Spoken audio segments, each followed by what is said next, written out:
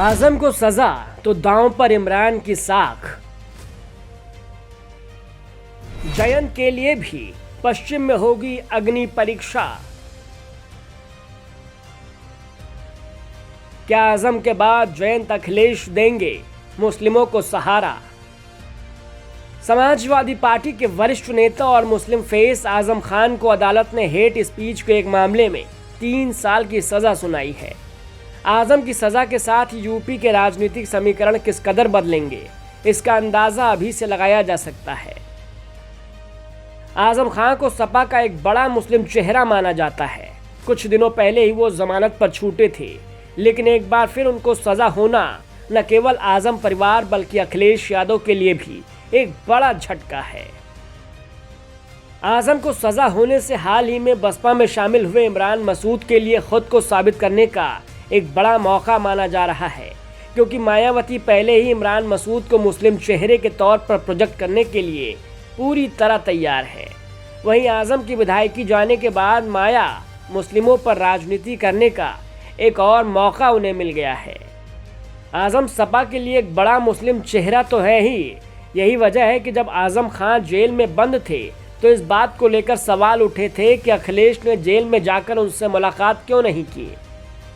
Jail से बाहर आने के बाद आजम ने कई ऐसे बयान भी दिए जिससे लगा कि वो सपा छोड़कर अलग रास्ता अख्तियार कर सकते हैं, लेकिन अंत में अखिलेश आजम को मनाने में सफल रहे। मेदांता जाकर अखिलेश ने आजम और उनके परिवार से मिलकर यही संदेश देने की कोशिश की कि पार्टी आज भी आजम का उतना ही सम्मान करती है जितना कि मुलायम सिंह यादव किया करते थे। जेल से बाहर आने के बाद अखिलेश आजम को मनाने में तो कामयाब हो गए, लेकिन राज्यसभा और रामपुर में हुए लोकसभा उपचुनाव और एमएलसी के चुनाव में आजम ने जिस तरीके से अपनी बात मनवाई, उससे एक बार फिर ये साबित हो गया कि आजम का सपा में खत कितना बड़ा है। आजम के कहने पर अखिलेश ने इन तीनों चुनाव में कई ऐसे लोगों को टिकट दिए जिसको वो नहीं देना चाहते थे।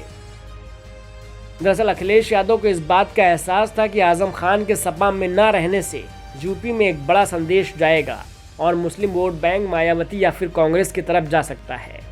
कुछ दिनों पहले ही इमरान मसूद ने सपा छोड़कर बसपा का दामन थाम लिया था। इमरान का बसपा में जाना महज एक इत्तेफाक नहीं है। यूपी में होने वाले नगर निकाय चुनाव से पहले अखिलेश के लिए ये भी किसी बड़े झटके से कम नहीं था।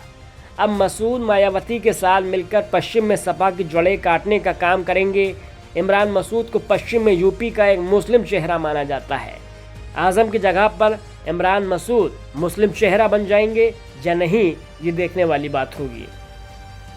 लेकिन इन सब के बीच मुसीबत आरएलडी मुखिया जयंत चौधरी के लिए भी बढ़ती नजर आने लगी है, क्योंकि पश्चिम में जिस जाट मुस्लिम समीकरण को बनाने में जयंत 2022 विधानसभा चुनाव में काफ़ी हद तक कामयाब रहे थे, उसी समीकरण को इमरान मसूद नुकसान पहुंचा सकते हैं।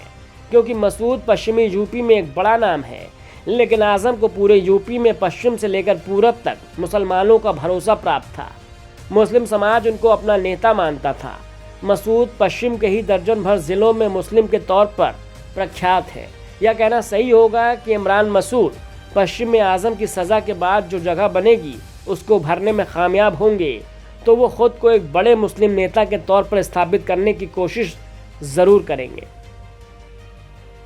पश्चिमी यूपी के नेता इमरान मसूद के समाजवादी पार्टी छोड़ने और बसपा में शामिल होने का प्रभाव एक से ज़्यादा तरीकों से देखा जा रहा है।